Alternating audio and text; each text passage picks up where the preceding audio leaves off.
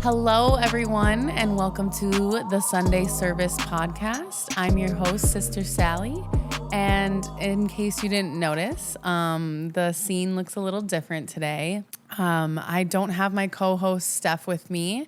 She is in New York for some family time for Thanksgiving, and we kind of just had some overlapping where we weren't able to get an episode filmed together.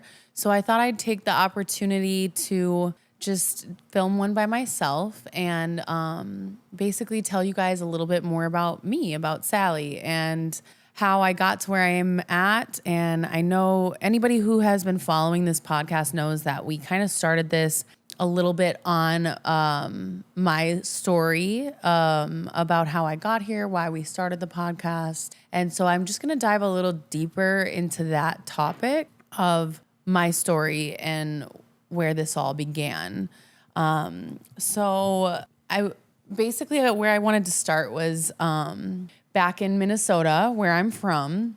You know, I was telling you guys a little bit about how I was in an abusive relationship, and that's a lot of where this podcast started, is like raising awareness to this topic of domestic violence and making sure that we are always standing up as females and women for each other about not only this topic, but many other topics. So when I was in Minnesota, I was a hairstylist. I am a hairstylist. I have been for now like 13, almost 14 years. And I met somebody there who I ended up getting into a relationship with, and he was extremely physically, mentally, and emotionally abusive. I stayed in that relationship for about 2 years. And this relationship exceeded me in the hospital. I was hospitalized multiple times for physical abuse.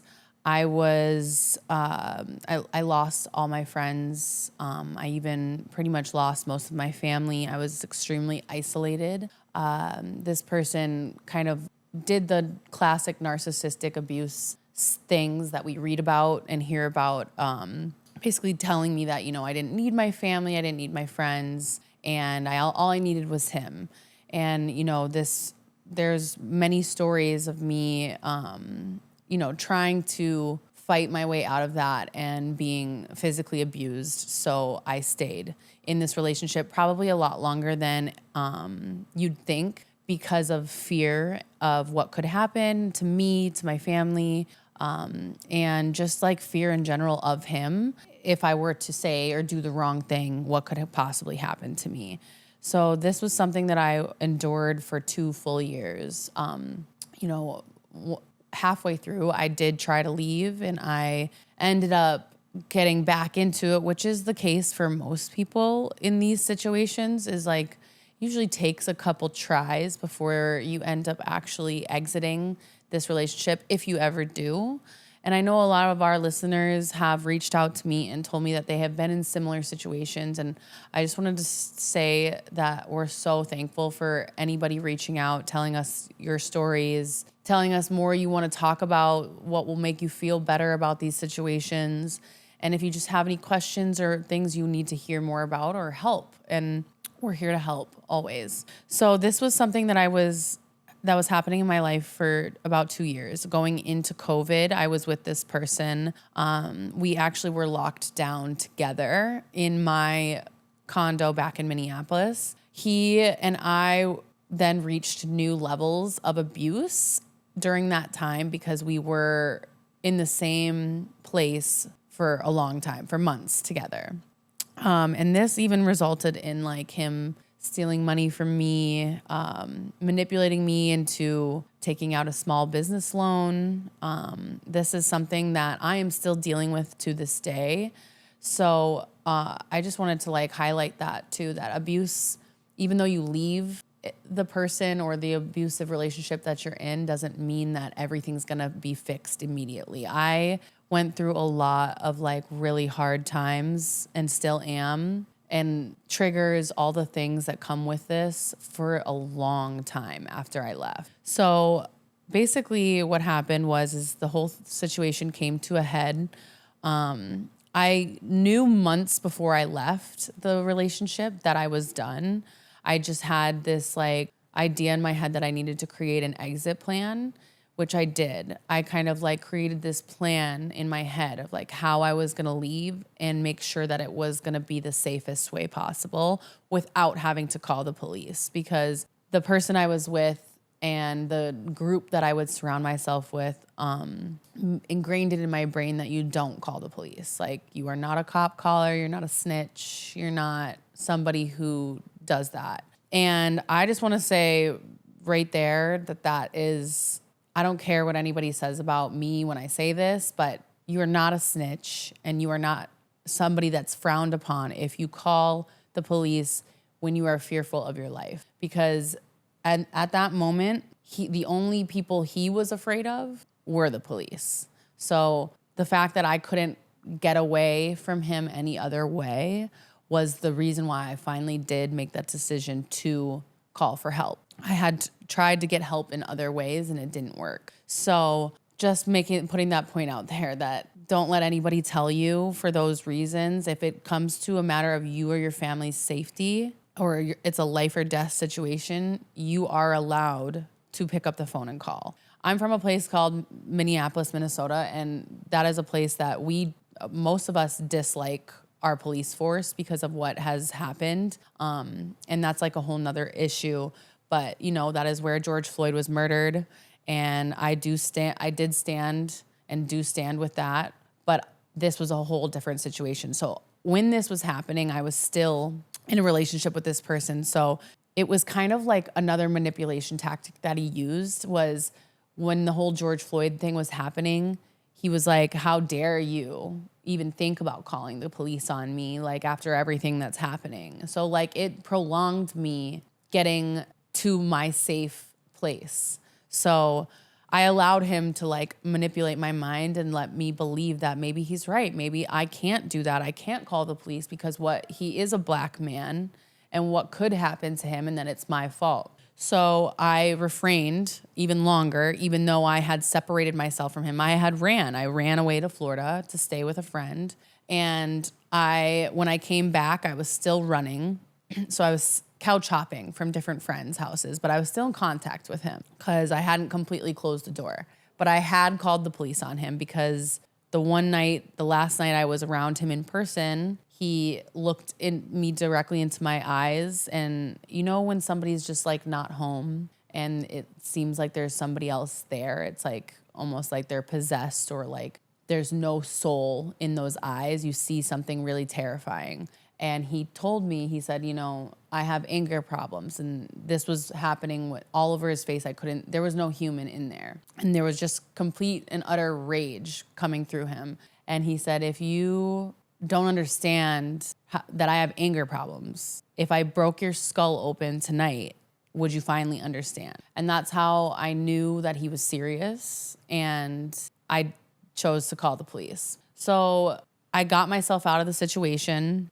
And I went to Cornerstone, which in Minneapolis, and there's all different types of organizations around the United States like this, but in Minneapolis, it was called Cornerstone.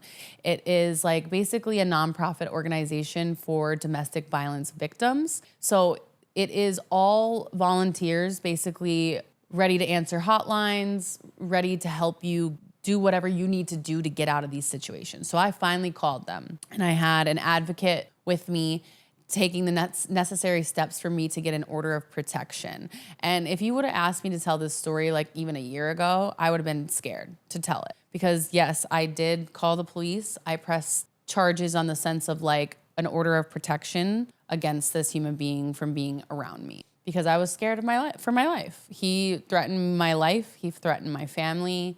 He had hospitalized me before. He had broken bones, hit me in the face like so many times, thrown me down staircases. So finally I woke up and realized, yes, I needed to do something about this. So I filed an order of protection. He chose to fight it, and I had to go to court, meaning I had to look this person in the face over a Zoom call for multiple hearings. It was horrible. It was excruciating pain seeing this person tell lies saying that he didn't feel that it was necessary for me to have this order of protection. And he hired a lawyer.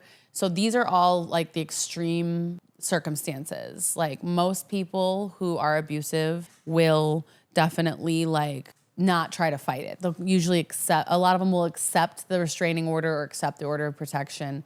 But then there are the other side of it where they truly believe, and this is narcissistic behavior, they truly believe that they did not do anything. So they're like, well, why would I accept this and have it on my record if I didn't do anything? She made me do this, right? So I went through that whole thing, and finally the judge was like, okay, enough is enough. Like the order of protection is passed. You may not contact, go anywhere near, whatever. I hadn't yet moved to Florida.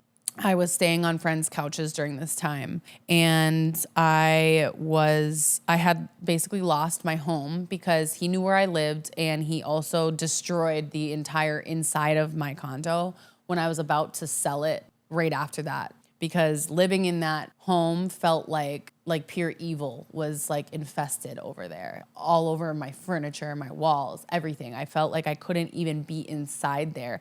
When I was packing my things, I had a time window of about 30 minutes I could even stand to be inside my own home that I bought by myself. So it was devastating for me. I ended up packing all my clothes up, putting them in storage, and I dumped all of my furniture. I threw it in the dumpster. He had destroyed everything I own. So I knew in my head I had to start over, but I didn't really know how yet. I was kind of like procrastinating, in the sense of like just going through the motions. Like, you know, I would still go to work and I would sleep on my friends' couches, sleep at my parents' house. And then I was like, in my head, I was saying to myself, you know, you got to move. You just have to move. You can't live your whole life looking over your shoulder. So I just was saying this, like, where am I going to move to? You know, the first time I tried to leave him, I came down to Florida to stay with a friend, and I fell in love with Miami.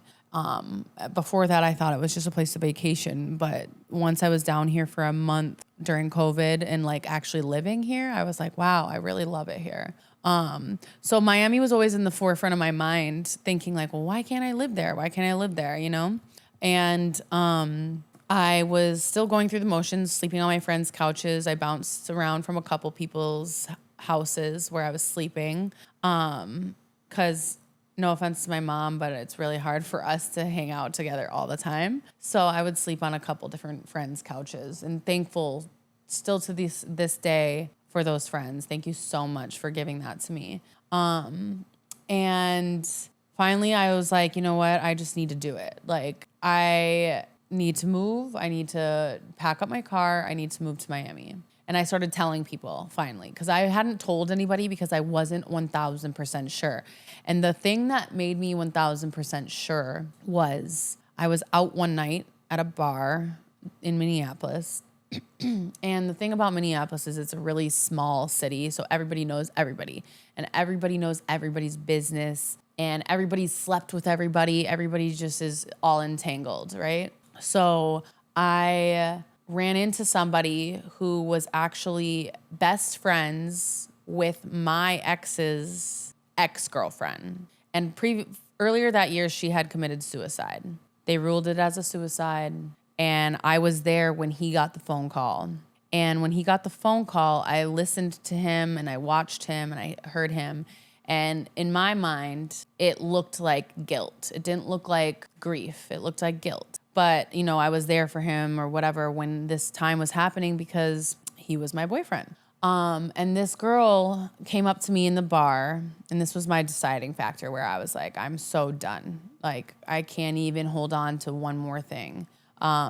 She came up to me, she pulled me aside, and she said, you know, I just wanted to let you know that, like, I'm so proud of you for finally leaving him. And she was like saying, you know, her best friend who dated him wasn't as lucky as me to get out when I did. And she said, you know, maybe if she got out when you did, she'd still be alive. And I was like, what do you mean? And she basically told me that don't let anybody fool you. He did the same exact things to her. He beat her. He abused her for years, and she never got over it.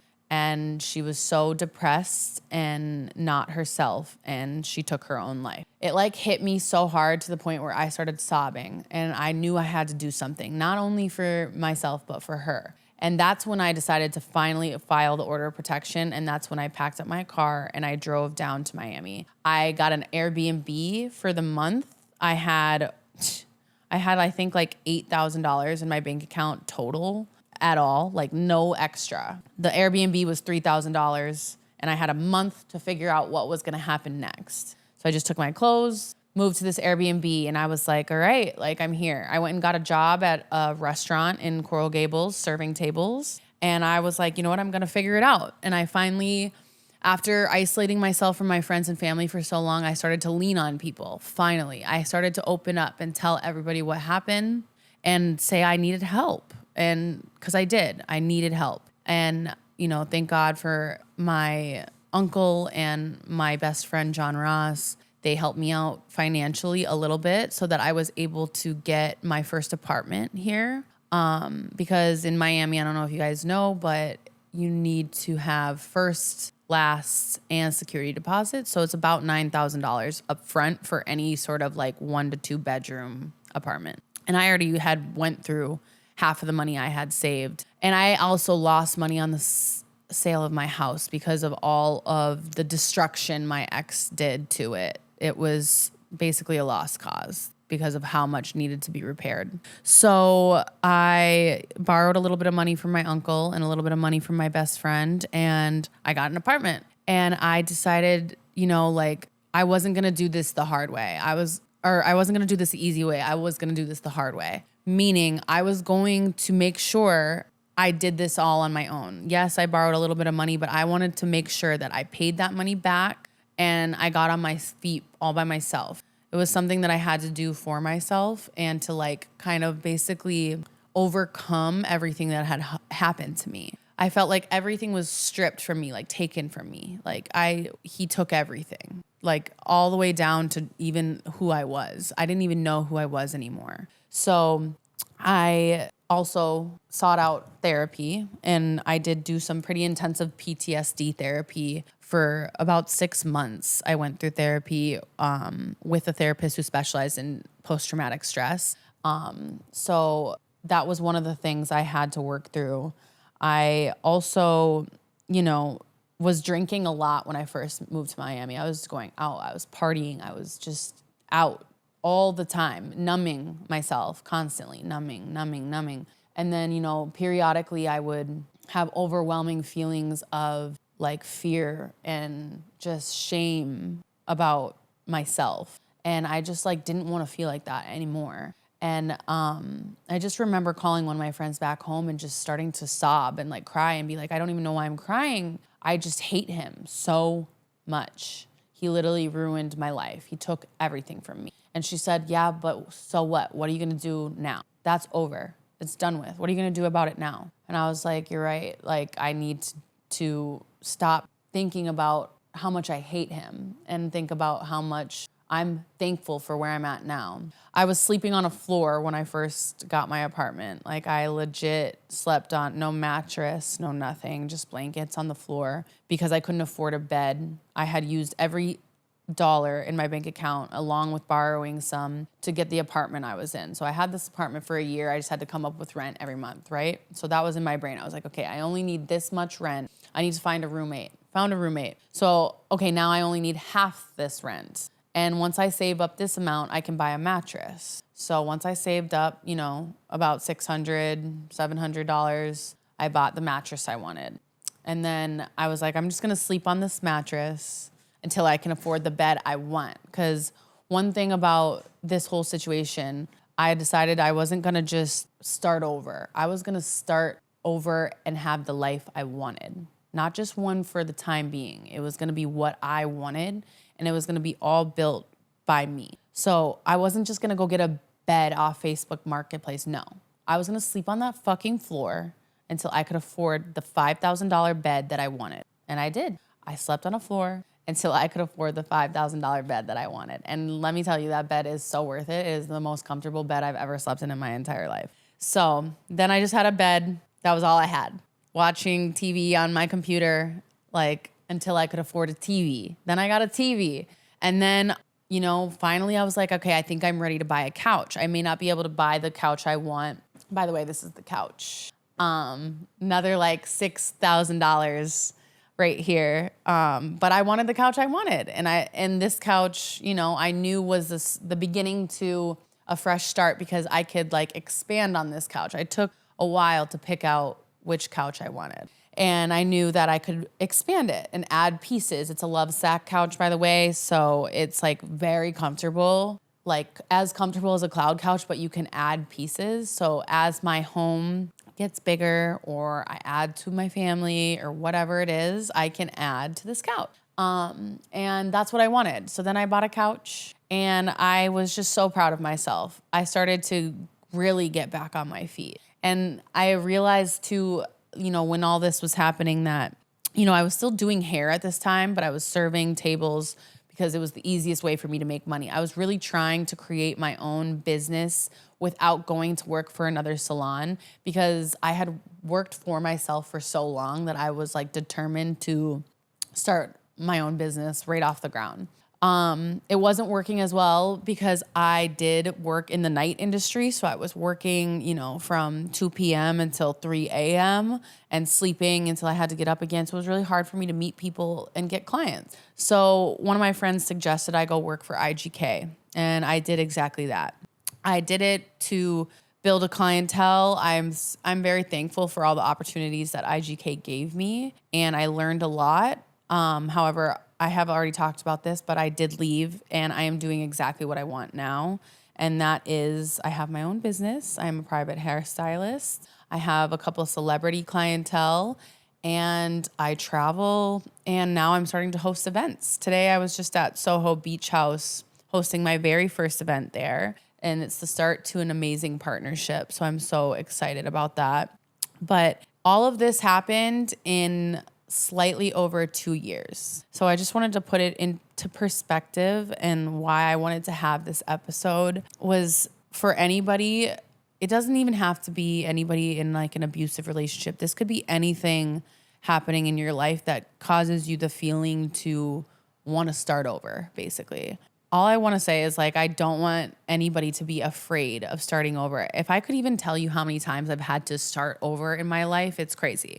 And I know me and Steph have talked about this before, but you never know. You might like your new story better. So don't be afraid to start over. I am so thankful for my process and where it all took me. And now I can honestly say I'm thankful for the abusive relationship I went through. It made me a very strong and compassionate and loving woman because I was able to work through all that trauma, all those emotions, all those feelings, even the hate I had to work through. And now I can honestly say I don't hate him anymore. I actually rarely think about him anymore, which is crazy because I used to think about him all the time. And I'm not living in fear anymore. And I'm not saying you have to run away and start a new life in a new city, but hey, it worked for me. So, and basically the whole reason I wanted to have this episode was to kind of motivate everybody and to just be able to have that conversation with yourself. Like whatever it is that you're going through, like there are other people going through it and you're not alone.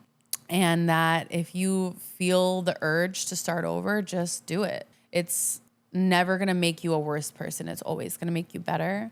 And every day I'm getting better and better. I have, a new boyfriend now, and we've run into some stuff when it comes to triggers and hard things that we've both been through.